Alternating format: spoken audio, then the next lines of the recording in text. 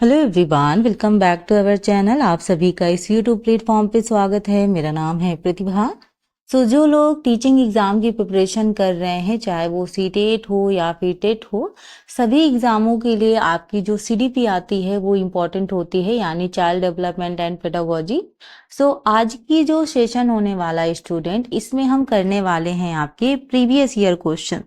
Previous year question तो हम करेंगे ही, लेकिन साथ में हम ये भी देखने की कोशिश करेंगे कि जिन मनोवैज्ञानिक के बारे में आपसे क्वेश्चंस पूछे गए हैं उनकी थ्योरी आपसे क्या कहती है। क्योंकि अगर हमने उनकी थ्योरी को भी डीप एनालिसिस कर लिया तो शायद हमारे जो आने वाले और भी क्वेश्चंस हैं वो भी साथ में रेडी हो जाएंगे। पूरी ही क्लास आपकी काफ़ी इंटरेस्टिंग होने वाली है। इस क्लास से आपको बहुत कुछ सीखने को मिलेगा। इवन मैं ये भी कह सकती हूँ कि अगर आपने ये क्लास कंप्लीट देख ली, कंप्लीट 30 क्वेश्चन आपने देख लिए, तो आपका A to Z चीज़ें कंप्लीट हो जाएंगी। यानी जीन पियाजे महोदय जी की थ्योरी, उसके साथ साथ वाइगोस्की, बंडूरा, कोहलबर्ग, पावलोव, सभी की थ्योरी आपकी आज के सेशन में कंप्लीट हो जाएगी। बने रहिएगा लास्ट तक और एक भी क्वेश्चन मिस मत कीजिएगा। तो चलिए क्लास स्टार्ट करते हैं। उससे पहले अगर आप अभी तक इस चैनल से जुड़े नहीं हैं तो प्लीज़ जुड़ जाइए। यहाँ पे आपको सीटेट टेट वगैरह की प्रिपरेशन कराई जाती है, क्वेश्चनों के माध्यम से भी, एंड थ्योरी क्लासेस भी होती हैं। पुरानी मैंने कुछ थ्योरी क्लासेस करवाई हैं, कुछ प्रीवियस ईयर क्वेश्चंस भी करवाए हैं। अगर आप देखना चाहें उनको देखकर भी आपको काफ़ी बेनिफिट मिलेगा। तो चलिए स्टार्ट करते हैं आज की क्लास और देखते हैं पहला क्वेश्चन क्या पूछा गया है।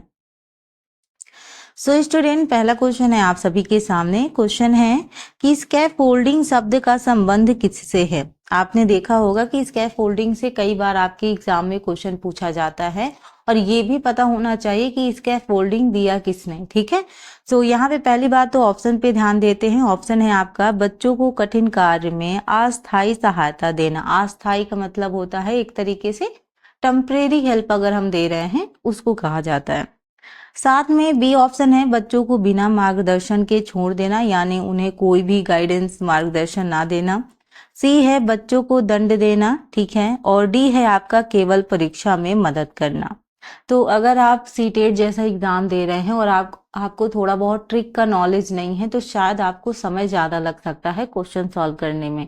इसलिए मैं हमेशा अपने क्लास में 2-3 चीज़ें आपको हमेशा बताती हूँ कि जब केवल वाले क्वेश्चंस आएंगे उसको आप ऑलरेडी क्या कर दोगे, गलत कर दोगे, क्योंकि ओनली पर हम बिल्कुल भी फोकस नहीं करते। यानी केवल परीक्षा में मदद करना, ये हमारा स्कैफोल्डिंग का संबंध इस सब चीज़ों से नहीं है। और जहाँ पे भी केवल वाले शब्द आते हैं, ओनली लिखा होता है, वहां हम ऑलरेडी उसको एलिमिनेट कर ही देते हैं। ठीक है, बच्चों को दंड देने की बात हम कभी भी नहीं करते हैं। ऑप्शन सी भी आपका गलत हो गया। ठीक है, एंड अब बचा option A and option B. तो बच्चों को बिना मार्गदर्शन के छोड़ देना, ये भी आपका गलत है। राइट आंसर आपका क्या होगा, बच्चों को कठिन कार्य में अस्थायी सहायता देना, यानी बच्चों को क्या देना, टेम्परेरी हेल्प देना। इसके बारे में थोड़ा सा डिटेल में बात करते हैं, फिर देखते हैं। ठीक है, आपके जो वाइगोस्की महोदय जी हैं, उन्होंने एक थ्योरी दी है जिसका नाम क्या है आपका, सोशियो कल्चर थ्योरी, यानी सामाजिक सांस्कृतिक सिद्धांत। तो जैसे टेट जैसे एग्जाम होते हैं उसमें कई बार आपकी केवल थ्योरी दी होती है और आपके मनोवैज्ञानिक का नाम पूछा जाता है। जैसे सोशियो कल्चर थ्योरी दिया हुआ है, आपके मनोवैज्ञानिक का नाम पूछ लिया गया तो आप आराम से बता सकते हैं कि लेव वाइगोस्की महोदय जी। ठीक है, जो लेव वाइगोस्की महोदय जी हैं, उन्होंने किन किन चीज़ों पर बात की है उस पर मैं थोड़ा सा फोकस करूंगी। उन्होंने बात की है इंटरपर्सनल लर्निंग पर, यानी जब हम क्या करते हैं, एक दूसरे से क्या करते हैं, करके सीखते हैं। ठीक है, देन दूसरा उन्होंने बात किया है इंट्रापर्सनल लर्निंग, यानी खुद से, ठीक है, सीखना। कोलैबोरेटिव लर्निंग, यानी सब आपस में सीखना। और MKO मतलब मोर नॉलेजेबल अदर, यानी आपसे जो जानकारी में ज़्यादा है वो आपसे उम्र में कम हो सकता है, मतलब उसकी एज कम हो सकती है, ज़्यादा हो सकती है, वो मैटर नहीं करता है, बस उसकी नॉलेज ज़्यादा होनी चाहिए, आप उससे भी सीख सकते हैं। ZPD यानी जोन ऑफ प्रॉक्सिमल डेवलपमेंट की बात की है, स्कैफोल्डिंग की बात की है, रेसिप्रोकल लर्निंग की बात की है। थोड़ा सा और इसमें देखने की कोशिश करते हैं। तो देखो यहाँ पे साफ साफ तरीके से दिया हुआ है कि स्कैफोल्डिंग का मतलब क्या है कि एक अधिक अनुभवी व्यक्ति, जैसे मैंने किसकी बात की? MKO की बात की। यहाँ देखिए, यहाँ पे लिखा हुआ है MKO यानी मोर नॉलेजेबल अदर, यानी जो आपके मतलब नॉलेज में ज्यादा है जिससे, या एक्सपीरियंस ज्यादा है, ठीक है। तो ऐसे शिक्षक हो सकते हैं या आपके साथी हो सकते हैं, दोस्त वगैरह हो सकते हैं, उनके द्वारा शिक्षार्थी को सीखने की प्रक्रिया में अस्थायी सहायता प्रदान करना। अस्थायी सहायता प्रदान करना मीन्स एक तरीके से हम उसकी टेम्परेरी हेल्प कर रहे हैं, ठीक है, ताकि जो स्टूडेंट है अपने समीपस्थ विकास के क्षेत्र यानी जोन ऑफ प्रॉक्सिमल डेवलपमेंट, और कई बार पूछा जाता है कि zone of proximal development theory किसने दी है, जिसे हम कहते हैं ZPD, ठीक है, इसमें महारत हासिल कर सके। जैसे मान लो एग्जाम्पल के थ्रू हम मान लेते हैं कि एक बच्चा है, ठीक है, एक बच्चा मान लो मैथ सॉल्व कर रहा है, ठीक है, मैथ सॉल्व करने में कहीं अटक गया, ठीक। अब आप शिक्षक होने के नाते, या कोई मान लो आपका दोस्त ही है, ठीक है, जो आपके साथ पढ़ाई कर रहे हैं या नहीं भी कर रहे हैं, जो भी है, वो आपको एक हिंट देता है, इसको ऐसे सॉल्व कर। ये नहीं कि आपको पूरा सॉल्व करके दे रहे हैं, नहीं, आपको केवल हिंट दे रहे हैं। हिंट आपको मिला थोड़ा सा और आपने वो पूरा क्वेश्चन सॉल्व कर दिया, तो ये क्या होती है? एक तरीके से टेम्परेरी हेल्प होती है। या फिर दूसरा एग्जाम्पल मैं आपको बता सकती हूँ, जैसे हमने बचपन में साइकिल सीखी होगी, है ना। अब अपने आप तो हम साइकिल चलाना सीख नहीं पाते हैं, बहुत लोग होते होंगे, हो सकता है अपने आप ही सीख लिए हों, लेकिन क्या होता है कि जैसे हमारे पापा हैं या कोई भी भाई बहन हो गए, पीछे से हैंडल में मतलब पीछे से पकड़े रहते हैं, थोड़ा सा धक्का देते हैं, कुछ देर तक हमें लगता है कि वो हमें पीछे से संभाल रहे हैं, ठीक है, लेकिन उसके बाद क्या होता है, वो हमें छोड़ देते हैं और हम लगातार पैडल मारते हुए चलाते रहते। मतलब एक तरीके से उन्होंने क्या किया, हमें टेम्परेरी हेल्प दी, थोड़ी सी मदद दी, और उसके बाद का जो प्रोसेस है वो हम अपने आप स्वयं ही करने लगे। तो ये क्या होता है, एक तरीके से ये होती है आपकी टेम्परेरी हेल्प। आई होप आप क्लियर हुआ होगा आपकी चीजें, ठीक है। सो अगर ये वाइगोस्की महोदय जी की थ्योरी से कोई भी क्वेश्चन आएगा तो आप आराम से कर लेंगे। पहली बात, जो ये सारे टर्म लिखे हुए हैं स्टूडेंट, इनको जरूर नोट डाउन कर लीजिएगा। जब भी आपको ऐसे टर्म दिखे तो आप एक तरीके से अनुमान लगा सकते हैं कि ये ले वाइगोस्की महोदय जी के द्वारा कहे गए हैं या उन्होंने इस चीज पर बात की है, ठीक है। सो ये टर्म आपके लिए जानना बहुत जरूरी है, क्योंकि कई बार ले वाइगोस्की और बंडूरा में कंफ्यूजन होती है। उन्होंने देखो यहाँ पे कल्चर है ना, कल्चरल है यानी सांस्कृतिक की बात की गई है, वहां सोशल की बात की गई है। सो वहां पे कंफ्यूजन क्रिएट होती है, तो ऐसा ना हो इसके लिए मैं आपसे कह रही हूँ, ठीक है। चलिए नेक्स्ट क्वेश्चन है, बच्चे की बौद्धिक विकास के सिद्धांत से कौन संबंधित है, ठीक है, यानी इंटेलेक्चुअल डेवलपमेंट की बात हुई है, तो बच्चे के बौद्धिक विकास के सिद्धांत से कौन से मनोवैज्ञानिक संबंधित है, ये आपसे पूछा गया है। आपके ऑप्शन है जीन पियाजे महोदय जी, स्किनर, थॉर्नडाइक या फिर कोहलबर्ग। तो देखो सीटेट जैसे अगर आप एग्जाम दे रहे हो तो इनमें से कुछ वैज्ञानिक ऐसे हैं जो हमेशा पूछे जाते हैं, जैसे जीन पियाजे हो गए, थॉर्नडाइक, कोहलबर्ग, वाइगोस्की, ठीक है, बंडूरा के भी एक दो क्वेश्चन आ जाते हैं। सो ये मनोवैज्ञानिक इतने इंपॉर्टेंट है, अगर आप इतना भी पढ़ लेते हैं तो सीटेट आपका क्लियर आराम से हो जाएगा। बताइएगा स्टूडेंट, बौद्धिक विकास के सिद्धांत के बारे में कौन संबंधित है? सो वो हैं आपके जीन पियाजे महोदय जी, ठीक है। सो ये क्वेश्चन तो आपने कई बार सुना होगा। उन्होंने जो जीन पियाजे जी की स्टेजेस हैं कॉग्निटिव डेवलपमेंट की यानी संज्ञानात्मक विकास की, तो उन्होंने 4 स्टेजेस बताई हैं, ठीक है। तो 4 स्टेजेस में, स्टेजेस की ईयर भी आप लोगों को जानना जरूरी है, क्योंकि अगर आपने ईयर भूल गए तो कई बार क्या होता है कि ईयर से भी क्वेश्चन पूछे जाते हैं, कई बार सीक्वेंस से भी क्वेश्चन पूछे जाते हैं, तो इसलिए आपके लिए जानना जरूरी है। तो यहाँ पे देखिएगा, जो सबसे पहले उनकी स्टेज है वो है सेंसरी मोटर स्टेज, जो होती है आपकी बर्थ टू 2 ईयर, यानी जन्म से लेकर 2 वर्ष तक की जो अवस्था होती है उसके कहते हैं, या आप हिंदी में याद रख सकते हैं संवेदी गामक अवस्था। कौन सी? संवेदी गामक अवस्था, ठीक है, हिंदी में इसको बोलते हैं संवेदी गामक अवस्था यानी सेंसरी मोटर स्टेज। तो बच्चा इसमें क्या है, सेंसेस का इस्तेमाल करके सीखता है, ठीक है।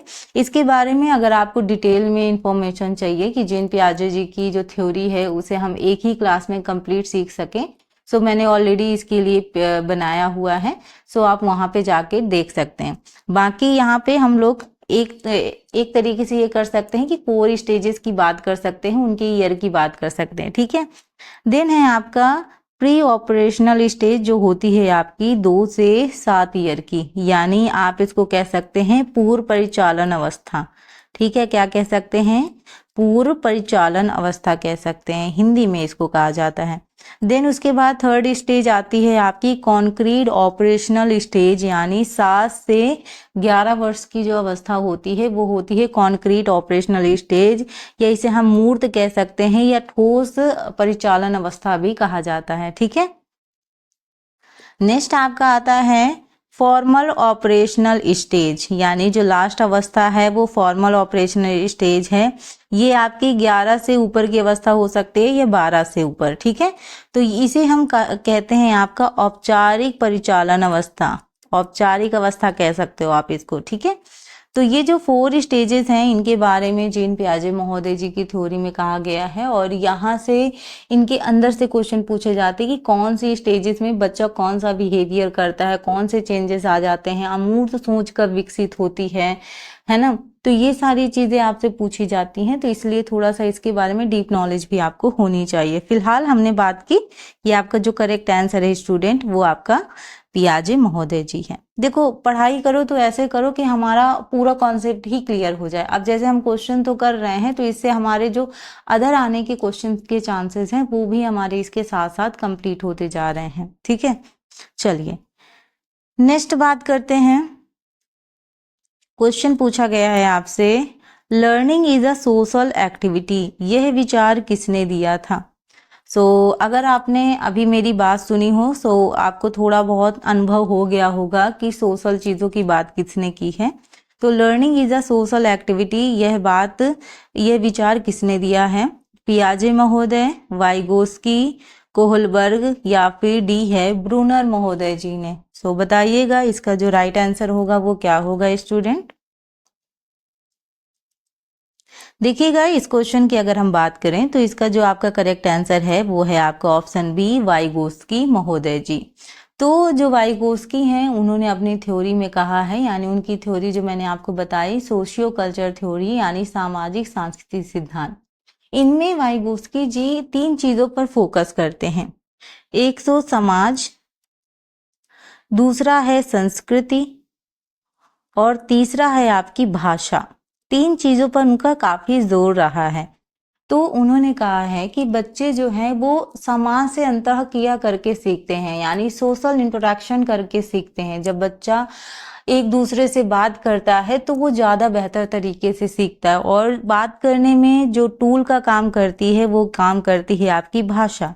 भाई भाषा के माध्यम से ही हम अपने जो विचार हैं वो एक दूसरे के सामने रख पाते हैं, तो भाषा उसमें मदद करती है। लेकिन उनका मानना ये है कि बच्चा सोशल इंटरेक्शन करके ज़्यादा बेहतर तरीके से सीख सकता है, यानी समाज से अंतः क्रिया करके वो ज़्यादा बेहतर तरीके से सीख सकता है। तो इसी वजह से सोशल एक्टिविटी की बात किसने की है?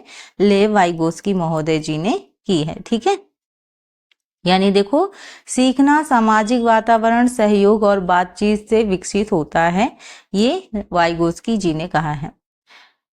देन क्वेश्चन नंबर 4 है आप सभी के सामने पूछा गया है, कोहलबर्ग के अनुसार नैतिक विकास का पहला चरण कौन सा है? तो कोहलबर्ग की जो थ्योरी है मॉरल डेवलपमेंट वाली, यानी नैतिक विकास के बारे में उन्होंने कहा है, तो उनकी जो पहली स्टेज है या पहली चरण है, ठीक है, उसमें उन्होंने क्या कहा है, कौन सा पहला चरण है इन चारों ऑप्शन में से? पहला है आपका कानून और व्यवस्था अभिविन्यास, बी है आपका पारस्परिक संबंध, सी है आपका दंड और आज्ञाकारिता अभिविन्यास, और डी है आपका सामाजिक अनुबंध यानी सोशल कॉन्ट्रैक्ट। बताइएगा, यानी लॉ एंड ऑर्डर, ठीक है, बी है इंटरपर्सनल, सी है पनिशमेंट एंड ओबीडेंस, और डी है आपका सोशल। बताइएगा कोहलबर्ग के अनुसार नैतिक विकास का पहला चरण कौन सा है?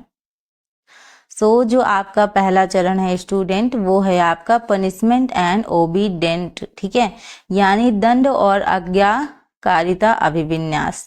तो देखो जो बच्चा होता है कुछ चीजें क्या होता है दंड के डर से भी करता है, मतलब उसको इस चीज में पनिशमेंट मिल सकते हैं इस वजह से भी वो चीजें करता है, तो वो उनकी क्या है पहली स्टेजेस है। थोड़ा सा हम डीप में थोड़ा और देख लेते हैं इसको, ठीक है।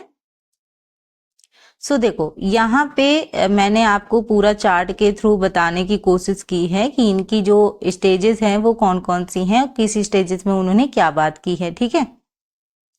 जैसे देखो पहला जो है आपका प्री कन्वेंशनल, थोड़ा सा मैं पेन का कलर चेंज कर लेती हूँ तो शायद आपको ज्यादा बेहतर दिखेगा, आई होप।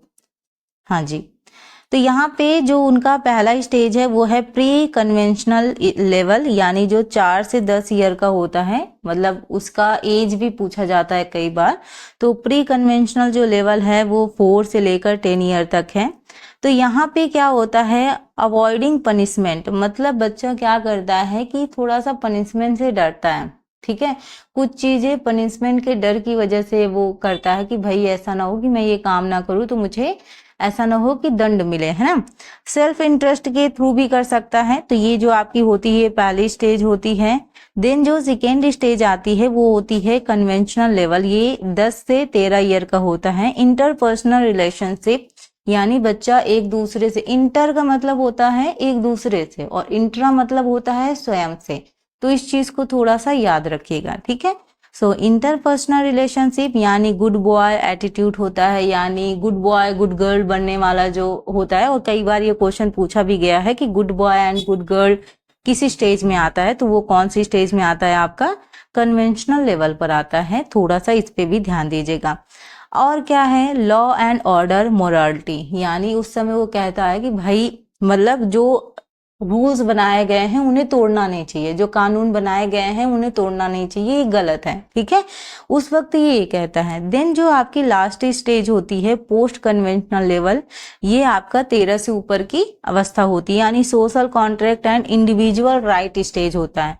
तो यहाँ सोशल कॉन्ट्रैक्ट भी होता है, प्रिंसिपल्स भी होते हैं, मतलब उसको अगर लग रहा है कि ये जो रूल्स बनाए गए हैं, मतलब जैसे मान लो किसी का एक्सीडेंट हो गया, ठीक है। अब कोई रूल बनाया गया कि नहीं ये चीज यहाँ से पार नहीं की जा सकती, लेकिन एक्सीडेंट हुआ है, कोई इंसान मरने की हालत में है, तो उसी स्टेज को मतलब वो जो रूल है उसको तोड़ना सही है, क्योंकि उस इंसान को बचाना है। तो वो जो चीज होता है अपने हिसाब से देखता है कि राइट ये चीज है, वो चीज वो करने की कोशिश करता है, तो वो लास्ट में आता है।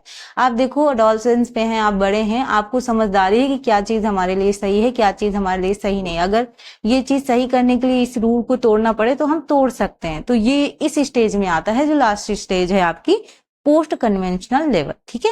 सो मैंने स्टार्टिंग से थोड़ा बहुत आपको एक्सप्लेन करने की कोशिश की है, आई होप आपको समझ में आई होगी, ठीक है। चलिए तो यहाँ पे हो गया, ठीक है। चलो नेक्स्ट है आपका क्वेश्चन नंबर 5, आपसे पूछा गया है, देखते हैं। क्वेश्चन है आपका रीडनेस ऑफ फॉर लर्निंग की अवधारणा किससे जुड़ी है। आपके ऑप्शन है थॉर्नडाइक, थॉर्नडाइक का जो है ट्रायल एंड एरर का जो है परीक्षण और त्रुटि का, ठीक। देन उसके बाद आपका है जीन पियाजे जी की, उनकी जो थ्योरी है संज्ञानात्मक विकास यानी कॉग्निटिव डेवलपमेंट। स्किनर का है ऑपरेंट कंडीशनिंग, ठीक है। और पावला का है शास्त्रीय कंडीशनिंग, ठीक है, यानी क्लासिकल कंडीशनिंग की। तो आपको बताना है कि जो रीडनेस फॉर लर्निंग है इसकी अवधारणा किससे जुड़ी है, बताइएगा। इसका जो स्टूडेंट करेक्ट आंसर होगा वो होगा आपका थॉर्नडाइक महोदय जी, यानी ट्रायल एंड एरर से जुड़ी है। ऑप्शन जो ए है वो आपका क्या होगा, करेक्ट आंसर होगा, ठीक है। तो यहाँ पे थोड़ा सा देख लेते हैं। तो देखो यहाँ पे दिया हुआ है कि थॉर्नडाइक के लॉ ऑफ रीडनेस के अनुसार बच्चा तभी सही ढंग से सीख सकता है जब वह मानसिक और शारीरिक रूप से क्या हो, तैयार हो। तो अगर वो मेंटल एंड फिजिकल रूप से रेडी है तभी बच्चा क्या कर सकता है, वो सीख सकता है। ये किसने कहा है, थॉर्नडाइक महोदय जी। तो देखो थॉर्नडाइक महोदय जी की जो आपकी थ्योरी है, ठीक है, उसके हिसाब से उन्होंने 3 नियम बताए हैं, ठीक है। और 3 नियम थोड़ा सा हमारे लिए जानना जरूरी भी है, क्योंकि कई बार इनसे क्वेश्चन आता है। एक तो होता है आपका तत्परता का नियम, ठीक है। एक होता है तत्परता का नियम, एक होता है अभ्यास का नियम और एक होता है प्रभाव का नियम।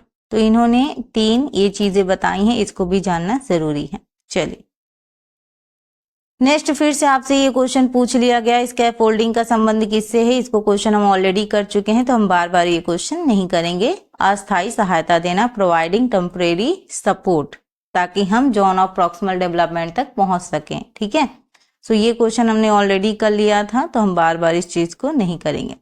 नेक्स्ट क्वेश्चन आपका पूछा गया है, डिस्कवरी लर्निंग पद्धति किसने दी? पियाजे, ब्रूनर, स्किनर या फिर बंडूरा। बंडूरा लिखा है, बंडूरा है। ठीक है, सो डिस्कवरी लर्निंग के बारे में किसने कहा है, ये आपसे पूछा गया है। तो ये है आपका ब्रूनर। ठीक है, क्या है ऑप्शन जो बी है, ब्रूनर महोदय जी हैं। ठीक, तो यहाँ पे जो आपके ब्रूनर हैं उन्होंने डिस्कवरी लर्निंग पर जोर दिया, जिसमें बच्चा स्वयं खोजकर और अनुभव से सीखता है, यानी स्वयं खोजकर और जो एक्सपीरियंस है उसका, उससे सीखने की बच्चा क्या करता है, कोशिश करता है। नेक्स्ट क्वेश्चन है आपका, बच्चों के लिए खेल यानी प्ले का मुख्य महत्व क्या है? समय व्यतीत करना, शारीरिक, मानसिक और सामाजिक विकास, केवल शारीरिक व्यायाम, और डी है शिक्षक की अनुपस्थिति भरना। मतलब शिक्षक नहीं है तो आप उस समय में खेलो। तो ये तो थोड़ा सा नेचुरल चीजें भी हो जाती हैं। कुछ बच्चे अपना होमवर्क कंप्लीट करते हैं उस समय, कुछ बच्चे अपना कहते हैं कि भैया आज टीचर नहीं आए हैं क्लास में तो थोड़ी देर एक काम करते हैं, खेल ही लेते हैं, तो वो अलग चीज है। बट यहाँ पे अगर बात की जाए राइट आंसर की, सो राइट आंसर आपका क्या होगा, शारीरिक, मानसिक और सामाजिक विकास, यानी physical, mental and social development. सिर्फ खेल एक ऐसा नहीं है कि हम केवल खेल रहे हैं। आप कभी देखा होगा आपने, कभी आप टेंशन में भी रहिए, अगर आप कोई गेम वगैरह खेल रहे हैं तो आप बिल्कुल फ्री हो जाते हैं, मतलब माइंड आपका पूरा खेल पे ही लग जाता है। तो एक तरीके से अगर कहें तो शारीरिक रूप से हो, चाहे मेंटली रूप से हो, सोशली रूप से, हर तरीके से खेल आपको मदद करता है। बाकी केवल वाले क्वेश्चन हम वैसे भी नहीं करेंगे, केवल समय व्यतीत करने के लिए। हाँ, कुछ लोग खेलते भी होंगे टाइम पास करने के लिए, लेकिन जो बेस्ट ऑप्शन है हमें उस पर जाना है। ठीक है, शिक्षक की अनुपस्थित भरना ये भी सही नहीं है। चलिए क्वेश्चन नंबर 9 है, आप सभी के सामने पूछा गया है। ठीक है, कौन सा सिद्धांत रिवॉर्ड एंड पनिशमेंट से जुड़ा है? आपके ऑप्शन है क्लासिकल कंडीशनिंग, पावलोव महोदय जी का है, बी है ऑपरेंट कंडीशनिंग, स्किनर महोदय जी का, ट्रायल एंड एरर, थॉर्नडाइक का, और डी है कॉग्निटिव डेवलपमेंट, जीन पियाजे जी का। तो रिवॉर्ड एंड आपका पनिशमेंट से कौन जुड़ा है, ये आपसे पूछा गया है, बताइएगा। रिवॉर्ड एंड पनिशमेंट, बताइएगा इसका करेक्ट आंसर स्टूडेंट क्या होगा। तो इसका आपका जो करेक्ट आंसर है वो है ऑपरेंट कंडीशनिंग, यानी स्किनर महोदय जी का ऑप्शन जो बी है वो आपका करेक्ट होगा। तो बीएफ स्किनर के ऑपरेंट कंडीशनिंग में रिवॉर्ड यानी रिइंफोर्समेंट और आपका जो पनिशमेंट है उसके द्वारा व्यवहार सीखा जाता है। ठीक है, रिवॉर्ड्स के द्वारा और पनिशमेंट के द्वारा। ठीक, चलो इसके बारे में भी कभी डीप वो करेंगे, थ्योरी क्लासेस लाएंगे ताकि इसके बारे में भी हमें अच्छे से नॉलेज हो जाए। यहाँ पे नेक्स्ट क्वेश्चन है, कंजर्वेशन कॉन्सेप्ट किसने दिया? आपके हैं ब्रूनर, पियाजे, वाइगोस्की, बंडूरा, बताइएगा कंजर्वेशन कॉन्सेप्ट किसने दिया। सो यहाँ पे अगर हम बात करें इसके करेक्ट आंसर की स्टूडेंट, तो इसका जो आपका राइट आंसर होगा क्वेश्चन नंबर 10 का, वो होगा आपका पियाजे। ऑप्शन जो बी है वो आपका क्या है, करेक्ट आंसर है। ठीक है, सो आपका पियाजे के कॉन्क्रीट ऑपरेशनल स्टेज, यानी जो आपकी 7 से 11 वर्ष की होती है, इसमें बच्चा जो आपका कंजर्वेशन है, यानी जैसे लंबाई, मात्रा, संख्या, ये जैसी चीजें समझना शुरू कर देता है। ठीक है, तो ये जीन पियाजे जी की स्टेज कौन सी है, जो कॉन्क्रीट ऑपरेशनल स्टेज है, यानी मूर्त संक्रियात्मक अवस्था है, उसमें बच्चा ये सब सीख लेता है। नेक्स्ट क्वेश्चन है, बंडूरा का बोबो डॉल एक्सपेरिमेंट किस सिद्धांत से जुड़ा है? आई होप आपने ये क्वेश्चन पहले पढ़ा होगा, नहीं पढ़ा है तो आज इसके बारे में थोड़ा सा आपको नॉलेज हो जाएगी। सो ऑप्शन है आपका सोशल लर्निंग थ्योरी, बी है ऑपरेंट कंडीशनिंग यानी स्फूर्त अनुकूलन, सी है आपका कॉग्निटिव डेवलपमेंट संज्ञानात्मक विकास, और डी है आपका मॉरल डेवलपमेंट थ्योरी यानी नैतिक विकास सिद्धांत। तो जो आपसे पूछा गया है बंडूरा का बोबो डॉल एक्सपेरिमेंट, बताइएगा। इसका जो राइट आंसर होगा वो क्या होगा? तो इसका राइट आंसर है सोशल लर्निंग थ्योरी यानी सामाजिक शिक्षण सिद्धांत। थोड़ा सा बंडूरा के इस थ्योरी के बारे में बात करते हैं, ठीक है। यहाँ पे उन्होंने कहा कि बच्चा जो है वो अनुकरण द्वारा सीखता है, यानी अनुकरण का मतलब होता है कोई चीज उसके सामने अगर हो रही है तो उसको देख के वो वैसा ही बिहेवियर करेगा। तो यहाँ पे उन्होंने एक तरीके से, मैंने इसको शायद कहीं और दिया हुआ है इसका, ठीक है, एक जगह मैंने इसको बताया है काफी अच्छे से, बट अभी आपको ऐसे बता देती हूँ कि जैसे मान लो उन्होंने एक बोबो डॉल ली, ठीक है, उसके साथ वो आक्रामक बिहेवियर कर रहे हैं, उसे पीट रहे हैं और बच्चा सामने से वो चीज देख रहा है, ठीक है। तो जैसे वो उसको पीट रहे हैं सेम बिहेवियर बच्चे के द्वारा भी हो रहा है, यानी बच्चा वो क्या कर रहा है, देख कर सीख रहा है, अनुकरण करके सीख रहा है, ठीक है। तो वैसे वो भी क्या कर रहा है, आक्रामक बिहेवियर अपना रहा है। तो जो बंडूरा की जो ये आपका एक्सपेरिमेंट है बोबो डॉल एक्सपेरिमेंट, उसमें बच्चा सेम बिहेवियर फॉलो कर रहा है, ये चीज है, मतलब बच्चा अनुकरण करके सीख रहा है, ठीक। नेक्स्ट क्वेश्चन है आपका, इंक्लूसिव एजुकेशन का उद्देश्य क्या है? ठीक है, समावेशी शिक्षा की बात हुई है। इंक्लूसिव एजुकेशन मीन्स समावेशी शिक्षा, ठीक है, हिंदी में नहीं लिखा है इसलिए लिख देती हूँ, समावेशी शिक्षा, ठीक। तो यहाँ ऑप्शन है आपका सामान्य बच्चों को विशेष बच्चों से अलग रखना, सेपरेट स्पेशल चिल्ड्रन, बी है विशेष बच्चों को समान बच्चों से मिलाना, ठीक है, सी है केवल प्रतिभाशाली बच्चों को पढ़ाना, और डी है केवल दिव्यांग बच्चों को पढ़ाना। तो देखो, तो पहले तो क्वेश्चन में दो ऑप्शन तो आप ऑलरेडी इसको हटा ही दो, केवल वाला आया हटा दो, यहाँ पे भी केवल आ रहा है हटा दो, दोनों क्वेश्चन ऑलरेडी जो ऑप्शन है वो ऑलरेडी हट गए। अब बचे दो ऑप्शन में हमें एक ऑप्शन ऐसा चुनना है जो बेस्ट हो। समान बच्चों को विशेष बच्चों से अलग रखना, ये क्या है आपका, गलत है। विशेष बच्चों को समान बच्चों से मिलाना, ये आपका सही है, क्योंकि समावेशी का मतलब है चाहे वो समान हो चाहे वो विशिष्ट हो, एक साथ पढ़ाना, ठीक है, यही आपका समावेशी होता है। तो यहाँ मैं इसकी डिफिनीशन आपको और अच्छे से समझा देती हूँ, यानी सभी बच्चों को चाहे उनकी शारीरिक स्थिति, मानसिक, सामाजिक, आर्थिक पृष्ठभूमि कुछ भी हो, एक ही शिक्षा प्रणाली में शामिल करना, मतलब विशेष आवश्यकता वाले जो बच्चे हैं उन्हें समान बच्चों के साथ समान कक्षा में क्या दी जाए, एजुकेशन दी जाए, शिक्षा दी जाए, ताकि वे भी समाज की मुख्य धारा का हिस्सा बन सकें, ठीक है। तो कहने का मतलब है चाहे उनकी मतलब वो किस भी बैकग्राउंड से आ रहे हैं, कैसा भी उनका वो हो, शारीरिक मेंटली किसी भी तरीके से हो, लेकिन हम उन्हें अलग करने की बात नहीं करते हैं, सेपरेट करने की बात नहीं करते हैं। ऐसा नहीं करते कि भाई प्रतिभाशाली छात्र अलग बैठे हैं और सामान्य छात्र अलग बैठे। सो स्टूडेंट, ये रहा आज का सेशन। आई होप आज का सेशन आपको हेल्पफुल लगा होगा, क्योंकि आज के सेशन में हमने प्रीवियस ईयर के माध्यम से आपके कॉन्सेप्ट को क्लियर करने की कोशिश की है। अगर आपने पिछले कुछ वर्षों का पेपर देखा हो तो आपने एनालिसिस किया होगा कि कुछ ऐसे मनोवैज्ञानिक हैं जो सीटेट टेट वगैरह में कई बार रिपीट होते हैं, जैसे जीन पियाजे हो गए, वाइगोस्की, स्किनर, पावलोव, कोहलबर्ग, इनकी थ्योरी से बहुत सारे क्वेश्चन हमेशा पूछे जाते हैं। तो क्यों ना हम ऐसे क्वेश्चनों को ज़्यादा प्रैक्टिस करें ताकि ये क्वेश्चन हमसे एग्जाम में मिस ना हो। तो इसलिए मैं आपको हमेशा यही कहूँगी कि प्रीवियस ईयर को बिल्कुल हल्के में मत लीजिएगा, उनको बार बार अगर आप प्रैक्टिस करेंगे, उनके ऑप्शनों पर भी ध्यान देंगे, जो अदर ऑप्शंस भी पूछे जाते हैं, सो आपकी सारी चीज़ें क्लियर हो जाएंगी। मैंने पहले भी बहुत सारी क्लासेस ली हैं जिनमें मैंने वाइगोस्की की थ्योरी के बारे में भी आपसे पढ़ाया है और जीन पियाजे की भी थ्योरी मैंने पढ़ाई है। उसके साथ साथ हमने प्रीवियस ईयर क्वेश्चंस भी किए हैं। प्लेलिस्ट ऑलरेडी मैंने बना दी है, वहाँ पे आप जाके लगातार सारी क्लासेस देख सकते हैं।